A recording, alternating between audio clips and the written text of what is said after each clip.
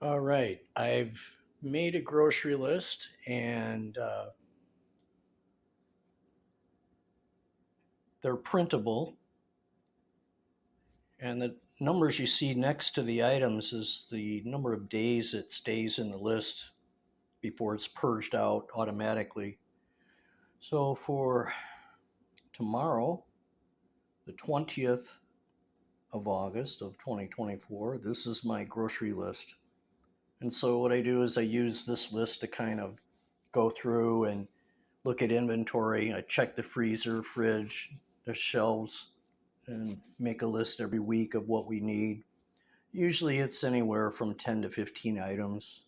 So this particular day we've got 6, 7, 8, 9, 10. We've got 11 items. What I wanted to show you though is how I make a list and then I use the program. I'll enter this into the list and then all these items here. So this is kind of like the listing, has everything in there, where I bought it, how much per ounce it cost. And so what happens is as it goes through these items, it's going to look at those and tell me where the best price and the most expensive price is and show me which place is actually better to buy at. And if it's an item that's already been purchased before, it'll actually tally that price up and give me a total estimated cost of what these groceries are going to cost me. So I'll switch this off for now and then we'll switch over to the computer and we'll look at the program itself and I'll show you how I enter all this in and pull up a grocery list. Okay, so we've got the program opened. I'm using DOSBox to run the program and I'm typing in the name of the program right now. And then the first thing we do is we put in the current date. The reason we do that is for file creation, if we create a list or a data file. And then it's going to purge out items that are expired. So now we're in the main program. So we have the main menu. We're going to create a shopping list. And first thing we do, we put in the city that we're shopping from because each item has a city attached to it. That way we're only searching items in that area. And there's a slight delay here. I had to go get the double check something before I entered it in here, and that's why there's kind of a slight delay in me putting it in, but it'll come up here shortly.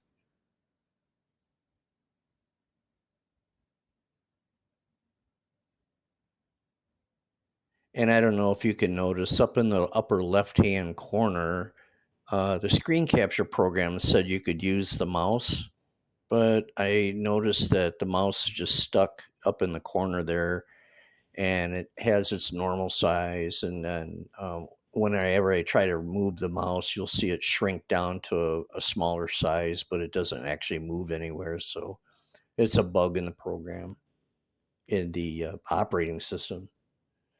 All right, so the first item I've typed in is coffee filters. And you're just double checking the spelling with that list that we saw of all the items. I want to make sure I type it in the same as on the list so it can be found when it does the search. And then there's a few items here. This is actually the coffee filters, the magic eraser, and this next item, the Scotch Brite, was in the list but got purged out because I haven't bought it in a while and I set the expiration too short. So we move through the list here with avocado, and then the next thing is limeade juice. And so I always precede it with the main part of the item, juice. Same thing with nuts. We got mixed or almonds or whatever. So these are mixed nuts I'm buying. An onion, same thing, red onion. Sausage, and then Silk, which is like a almond milk. I get the sugar-free brand, and then vinegar. I use it for weed control in the garden. Of course, we got to have beer, and then quit will actually quit this now. and it'll just say I've got 11 items in there.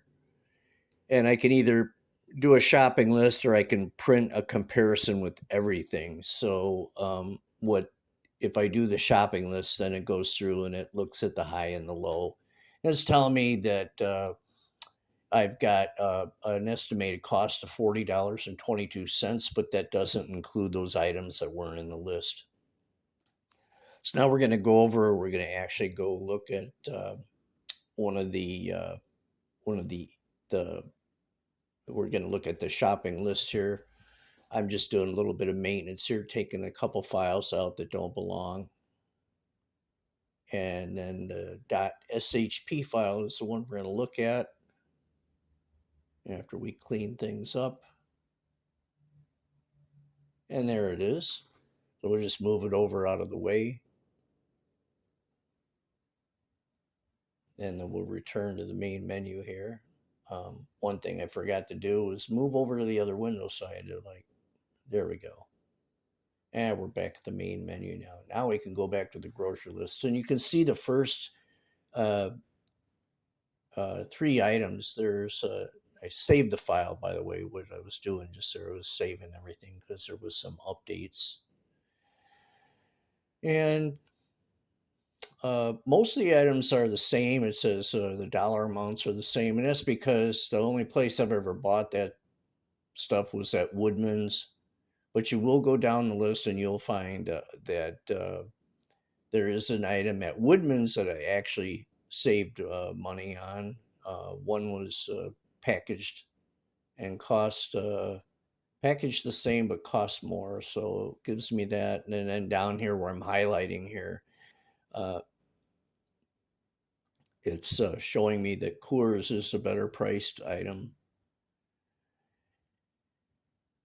Okay, so now what we have here is the data list of all the items in the shopping database.